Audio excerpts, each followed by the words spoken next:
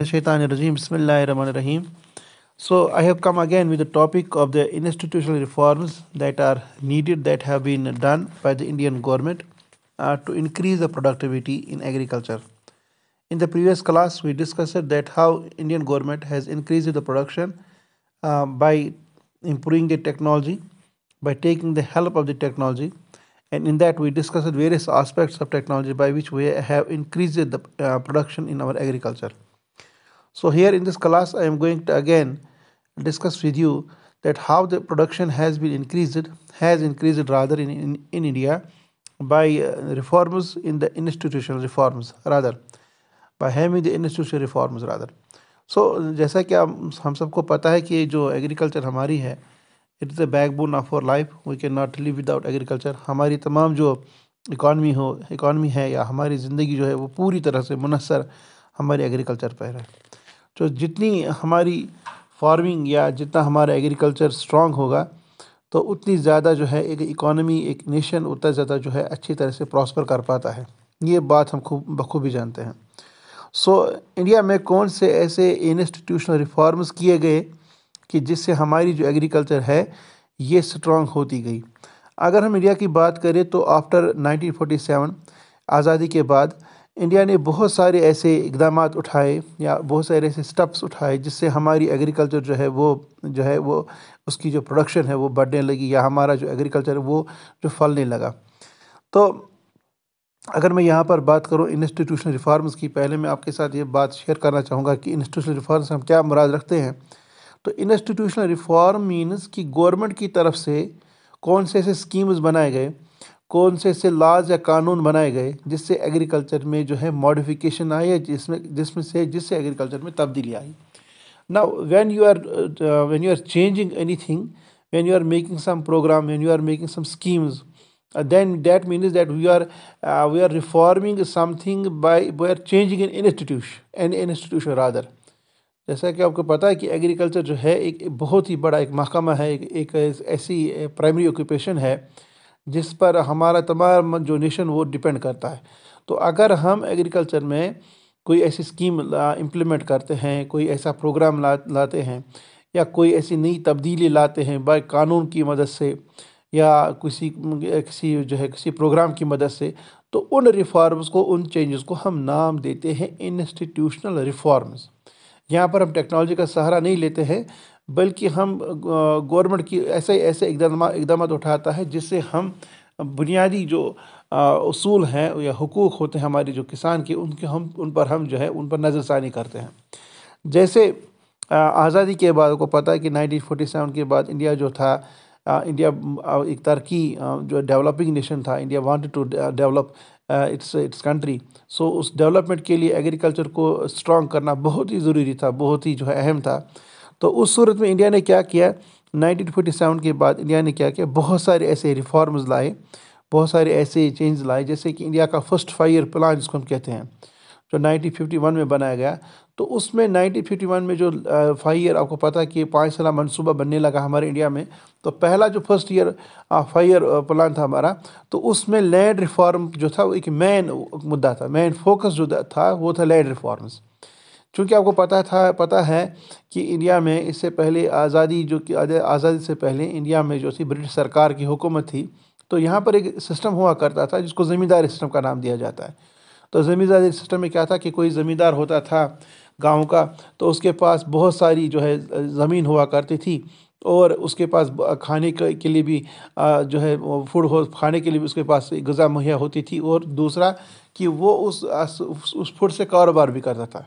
लेकिन उसी कस्बे में, उसी गांव में एक और बंदा भी था जिसके पास बहुत कम ज़मीन थी, जो इसी लैंडलॉर्ड की ज़मीन पर काम करता था, और इस सिस्टम को नाम दिया जाता था ज़मींदारी सिस्टम.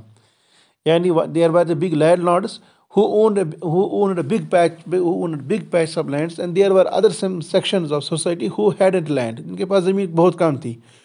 इस सिस्टम को नाम दिया गया ज़मींदारी सिस्टम. जब ही जो आज़ादी हो गई 1947 के बाद, तो इंडिया ने क्या किया, इट प्रोहिबिटेड द ज़मींदारी सिस्टम.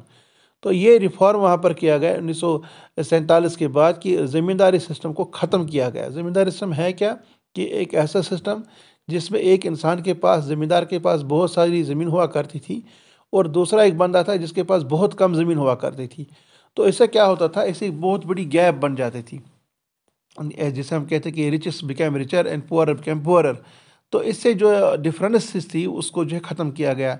इस ज़मीन को ज़मींदार को कहा गया कि आप अपनी जो ज़मीन है इसको डिस्ट्रीब्यूट कर लो, जो हमारे छोटे पीजेंट्स से इसको इक्वली आप डिस्ट्रीब्यूट कर लो, आप अपनी भी ज़मीन रखो और जो दूसरे जो आपके ज़मीन पर जो काम करते हैं उनको भी अपना हिस्सा दे दो। तो उनके लिए भी जो ज़मीन थी, जो एक ज़मीन जो थी वो एक ही के पास न रहकर इस ज़मीन को डिस्ट्रीब्यूट किया गया। तो जब ये ज़मीन को डिस्ट्रीब्यूट किया गया पीजेंट्स में, इस सिस्टम को नाम दिया गया एबॉलिशन ऑफ ज़मींदारी सिस्टम। तो ये जो है एक स्टेप उठाया गया आफ्टर द 1947। इसके बाद कुछ और इकदाम उठाए गए, जैसे कंसोलिडेशन ऑफ लैंड होल्डिंग्स, या जिसको आप नाम देते हो कलेक्टिवलाइजेशन का एक और नाम इसको मिला है। कि आपको पता है कि जब मैंने शायद ये बात आपके साथ डिस्कस भी की है क्लास में, कि जब एक बाप होता है, इसके पास 2-3 बेटे होते हैं, तो ये अपनी ज़मीन को तकसीम करता है। तो तकसीम करने के साथ ही साथ क्या होता है कि ज़मीन जो है वो बट जाता है अब इन बेटों में या बेटी में, जो इनके वर्षा होते हैं, क्योंकि हेयर्स लीगल हेयर्स होते हैं। लेकिन जब ज़मीन को डिस्ट्रीब्यूट किया जाता है, इसको तकसीम किया जाता है, तो ज़मीन में जो प्रोडक्टिविटी है, प्रोडक्शन है, वो कम हो जाती है। मैंने को कहा था कि अगर किसी के पास 5 बेटे हैं और अगर इसके पास बहुत सारी ज़मीन है, ये ज़मीन जो है अपनी 5 बेटों में तकसीम करता है, और जो फैमिली है, पॉपुलेशन जो बढ़ जाती है, तो इससे क्या हो जाता है कि ज़मीन की प्रोडक्शन कम हो जाती है, और वो अपने अपने कुंबे को, अपनी जो फैमिली को, उसको भी वो फूड प्रोवाइड नहीं कर पाता है। तो क्या हुआ कि 1947 के बाद एक कंसेप्ट आया कि नहीं जी, हमें क्या करना है, we have to go for the collectivisation, we have to go for the consolidation of land holdings. कि हमें ज़मीन को क्या करना है, जो ज़मीन हमने डिस्ट्रीब्यूट की है, इसको हमें इकट्ठा करना है। अगर 4 भाई है, 4 भाइयों के पास मान मान के लीजिए 4 कनाल की ज़मीन है, तो उन्हें वो अलग अलग उस पर काश्तकारी करते, एग्रीकल्चर करते। तो कहा गया कि नहीं, आप एग्रीकल्चर को जोड़ लो, ज़मीन को जोड़ लो। ये जो आपने ज़मीन को तकसीम किया, इसको मत तकसीम कर होने दो, कि बल्कि इसमें जो आप जो कल्टिवेशन करोगे वो मिलजुल कर लो। That is called collectivisation, that is called consolidation. यानी ज़मीनों पर अलग अलग आप काश्तकारी न करके, इकट्ठा करके, मुत्तहद होकर, इत्तेहाद में करके, united and farm the land collectively, इस पर जो है एक मिलजुल कर इस पर फार्मिंग कर लो।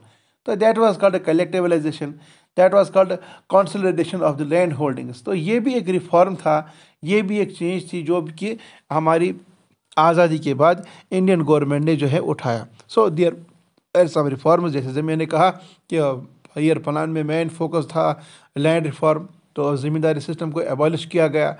कंसोलिडेशन ऑफ लैंड होल्डिंग्स, या जिसको हम कहते हैं कलेक्टिवलाइजेशन, कुछ ऐसे स्टेप्स उठाए गए गवर्नमेंट की तरफ से, जिससे हमने ये देखा कि जो गवर्नमेंट जो चाहता था, वो चाहता कि एग्रीकल्चर के अंदर कुछ चेंजेस आ जाएं। सो इन चेंजेस को नाम दिया गया इंस्टीट्यूशनल रिफॉर्म्स, चाहे वो कंसोलिडेशन ऑफ लैंड होल्डिंग्स हो, या कलेक्टिवलाइजेशन हो, या जैसे कि मैंने भी कहा एबॉलिशन ऑफ ज़मींदारी सिस्टम हो। इसके बाद क्या हुआ कि आज धीरे धीरे वक्त जो है वो निकलता गया, और बहुत सारे टाइम के बाद इंडिया ने क्या किया, इंडिया ने ग्रीन रेवोल्यूशन जो है अडॉप्ट किया। मैंने कहा भी है आपके क्लास में, 1970s में ग्रीन रेवोल्यूशन जो आया, इसका इनकलाब हमारे इंडिया में, इसको हम जो उसका नॉर्मन बोरलॉग जिसका जो था जो डिस्कवर था, तो स्वामीनाथन इंडिया में था, जो जिसने इसको अडॉप्ट कर लिया इंडिया में। तो इंडिया की जो प्रोडक्टिविटी है एग्रीकल्चर में, या वाइट रेवोल्यूशन आ गया, दूध की प्रोडक्शन हमारी बढ़ गई। तो ये कुछ ऐसे रिफॉर्म्स थे जिससे हमारी जो है एग्रीकल्चर में जो है इजाफा होता गया। लेकिन क्या हुआ कि इससे जो ग्रीन रेवोल्यूशन था और जो वाइट रेवोल्यूशन था, इससे एक और प्रॉब्लम आ गई कि इससे हमारा जो माहौल था, हमारा जो एनवायरनमेंट था, तो जो ये हमारा जो था, ये ग्रीन रिवोल्यूशन था, तो इससे भी क्या हुआ, इससे भी ये चीज़ हो गई कि जो इसका फ़ायदा जो था कुछ ही लोगों को मिला, लेकिन सबको नहीं मिला।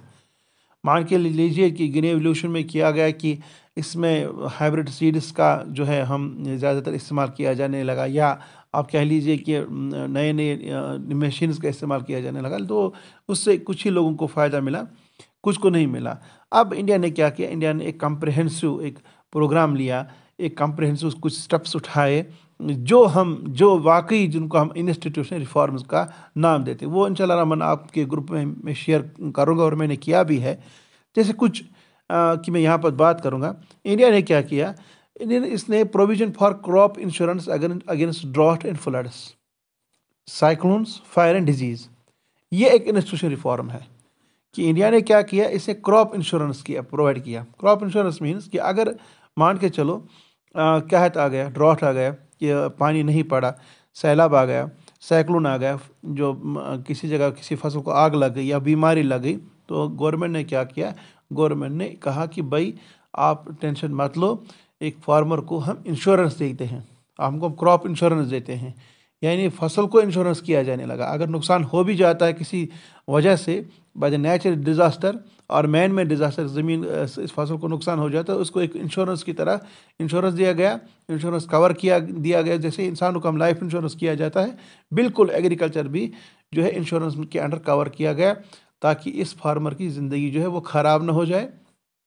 जैसे मैंने इससे पहले भी कहा था कि अगर एक फार्मर ठीक है, अगर इसके माली हालात ठीक है, तो हमारा एग्रीकल्चर भी ज़िंदा है। If a farmer is living a good life, a prosperous life, then our agriculture is fine, it is good, it is prosperous। अगर हमारा फार्मर प्रॉस्परस है तो हमारा एग्रीकल्चर भी जो है प्रॉस्परस है। अगर हमारा फार्मर बेचारा टेंशन में है, इसकी माली हालत ठीक नहीं है, तो आप मान के लीजिएगा कि हमारा एग्रीकल्चर भी जो है उसकी हालत भी ठीक नहीं है। तो उन्होंने क्या किया, पहला रिफॉर्म ये लिया कि हाँ, उन्होंने क्रॉप इंश्योरेंस को इंश्योर कर लिया कि हम इन लोगों को, जो फार्मर्स है, अगर उनको किसी वजह से फसल पर नुकसान हो जाता है, कोई बीमारी से, कोई ड्रॉट से या सैलाब से, तो उनको क्रॉप इंश्योरेंस दिया गया गवर्नमेंट की तरफ से। इसके बाद establishment of Gramin bank and cooperative societies and banks for providing loan facilities to farmers at lower rates, उन्होंने क्या किया कि ग्रामीण बैंक खोले गया। आपको पता है कि ग्रामीण बैंक इस वक्त हमारे जम्मू एंड कश्मीर में भी है, तो ग्रामीण बैंक ग्रामीण बैंक्स को खोला गया ताकि इनको हम लोन्स प्रोवाइड कर सकें। क्योंकि आपको पता है कि हालात ऐसे भी होते हैं कि कभी कभी जो फार्मर है, इसको घर की जिम्मेदारी या कोई परेशानी हो जाती है, तो उसको पैसे की ज़रूरत पड़ती है अपना एग्रीकल्चर जो है चलाने के लिए, तो ग्रामीण बैंक्स अवेलेबल कराए गए। तो इनको ग्रामीण बैंक इन लोगों को क्या देते हैं, इनको लोन्स प्रोवाइड करते हैं ताकि वो एग्रीकल्चर जो है अपना चला सके, अपनी जो फार्मिंग है उसको कंटिन्यू कर सके। इसके बाद एक कम्प्रहेंसिव प्रोग्राम में क्या किया गया, किसान क्रेडिट कार्ड। जैसे आप जानते हो केसीसी लोन्स आज गवर्नमेंट हर एक को मुहैया करती है जो भी फार्मिंग में ये जो है इन्वॉल्व है। तो पर्सनल एक्सीडेंट इंश्योरेंस स्कीम, जिसको हम शॉर्ट फॉर्म में PAIS का भी नाम देते हैं, वो दिया गया। और ये कुछ ऐसी स्कीम्स से, ऐसे बेनिफिट्स से, मैंने पहले कब कहा कि स्कीम्स की मैं बात यहाँ पर कर रहा हूँ कि इंस्टीट्यूशन रिफॉर्म में स्कीम्स की बात करते हैं, प्रोग्राम्स की बात करते हैं, चाहे वो KCC लोन हो या जिसको हम नाम देते हैं personal accidental insurance scheme, PAIS का मैं यहाँ पर जिक्र कर रहा हूँ, या जो हमारे जो फार्मर्स है, इनको जो है इनको इंश्योरेंस कवर, ये क्रॉप इंश्योरेंस का इनको जो है वादा किया गया कि अगर आपका क्रॉप फेल भी हो जाए तो आपको क्रॉप इंश्योरेंस दिया जाएगा। या ग्रामीण बैंक्स की मैंने बात कही, सो ये कोऑपरेटिव सोसाइटीज़, ग्रामीण बैंक से KCC, जो पर्सनल एक्सीडेंट इंश्योरेंस स्कीम जो है, ये ऐसे स्कीम्स हैं जिससे हमारी फार्मर की जो है बहबूदी के लिए, इसके फ़ायदे के लिए स्कीम्स बनाई गई। पर्सनल एक्सीडेंट इंश्योरेंस का है क्या कि अगर मान के चले कोई फार्मर फार्मिंग के दौरान या किसी भी बिला वजह किसी तरीके से मर भी जाता है, तो उसकी फैमिली को इंश्योरेंस दिया जाता है, तो उससे उसकी फैमिली जो है वो उसकी रोज़मर्रा की ज़िंदगी को चलती है। इसके बाद कुछ और जो है इकदाम उठाए गए, जैसे वेदर बुलेटिन, जो हमारे पास जो वेदर बुलेटिन के आज मौसम ख़राब होने वाला, जैसे आप जानते हो कि एक प्रोग्राम भी लगता है, हमारे किसान भाइयों के लिए प्रोग्राम भी लगता है, 4 बजे वो टेलीकास्ट होता है हमारे DD नेशनल पर। या बुतरात एक ऐसा प्रोग्राम है जो हमारे हर रोज़ रेडियो कश्मीर में भी लगता है। तो वेदर बुलेटिन जो है वो वेदर बुलेटिन हमारे आज बुलेटिन मीन्स न्यूज़, तो वहाँ पर मौसमी हालात के बारे में जानकारी दी जाती है कि आज मौसम ख़राब रहेगा, कैसा रहेगा, तो वो जो है वो उस फार्मर के बेनिफिट के लिए है। या कुछ एग्रीकल्चर प्रोग्राम्स जो हमारे हो रहे हैं, जैसे रिसेंटली हमारे हायर सेकेंडरी में एक एग्रीकल्चर प्रोग्राम हुआ है एनिमल हस्बेंड्री की तरफ से, जहाँ पर लोगों को ये बताया गया कि कौन कौन से स्कीम्स जो है गवर्नमेंट जो है इम्प्लीमेंट कर रही है। विकसित भारत संकल्प यात्रा आप जानते हो रिसेंटली हमारे हायर सेकेंडरी में हो गई, तो वहाँ पर भी आम लोगों को ये बताया गया कि गवर्नमेंट ने कौन कौन से स्कीम्स एग्रीकल्चर में हमारे बाकी डिपार्टमेंट से रखी जिससे हम जो है मुस्तफ़ीद हो सकते हैं। सो ये एग्रीकल्चर प्रोग्राम्स, ये वेदर बुलेटिन जो रेडियो या TV पर आते हैं, तो इनसे एक फार्मर जो है फ़ायदा उठाता है और वो बच जाता है। मान के चलो अगर कोई फार्मर बीज उगाने वाला है तो उसको कहा जाता है कि नहीं, आज आज अब इस महीने बीज नहीं लगाएगा, इस हफ्ते बीज नहीं लगाना, क्योंकि मौसम जो है इस हफ्ते ख़राब होने वाला है। सो आप जानते हो कि हमारे पास आज टेक्नोलॉजी है, तो हम किसी भी जगह मालूम कर सकते हैं कि कल कैसा मौसम रहने वाला है। तो इस फार्मर को भी वेदर के बारे में, मौसम के बारे में जानकारी दी जाती है। सो ये एक इंस्टीट्यूशनल रिफॉर्म है। सो एक टेक्नोलॉजी का एक इनोवेशन है। इस तरह से एक यहाँ पर उन्होंने क्या किया, मिनिमम सपोर्ट प्राइस का एक कंसेप्ट यहाँ पर है। मिनिमम सपोर्ट प्राइस कंसेप्ट क्या है, यहाँ पर आपकी बुक में भी है और एक पॉइंट भी है यहाँ पर इंस्टीट्यूशनल रिफॉर्म में, कि यहाँ पर जो है एक फार्मर जो है वो गेहूँ पैदा करता है, कल्टिवेट करता है, राइस करता है कल्टिवेट, या पल्सेस वगैरह जैसे हमने एग्रीकल्चर में पढ़ा है। तो कभी कभी क्या होता है कि कभी कभी एक इंसान को, फार्मर को ये लगता है कि मेरे गेहूं का जो है दाम क्या मिलेगा, मैं किस दाम पर इसको मार्केट में भेजूंगा। तो गवर्नमेंट ने क्या किया, गवर्नमेंट ने एक कंसेप्ट दिया मिनिमम सपोर्ट प्राइस, कि अगर राइस को हमें भेजना है, यानी मार्केट में इसको जो है एक फार्मर भेजेगा, ये किस प्राइस पर भेजेगा। तो एक मिनिमम सपोर्ट प्राइस, कम से कम कीमत रखी गई, जो कीमत हर एक पर लागू होती है। अब मान के चलो, जैसे हमारे पास राइस है, इस वक्त हम अपने राशन का शॉप्स पर जाते हैं, फेयर शॉप्स पर जाते हैं, तो वहाँ पर हम चावल की बोरी लाते हैं। वहाँ पर चावल की बोरी की जो कीमत है वो है 18 रुपये किलो APL कार्ड होल्डर्स के लिए, राशन कार्ड होल्डर्स के लिए। इस तरह BPL 18 रुपये किलो का मतलब है कि मेरी जो राइस की जो बोरी है ये 18 रुपये किलो जो है, ये प्राइस जो है ये फिक्स किया है गवर्नमेंट ने। यानी इसका मतलब है कि जो भी ये फार्मर जो बेचता है मार्केट में या गवर्नमेंट को सप्लाई करता है, गवर्नमेंट कहाँ से लाएगा चावल, गवर्नमेंट एक फार्मर को ही मांगेगा।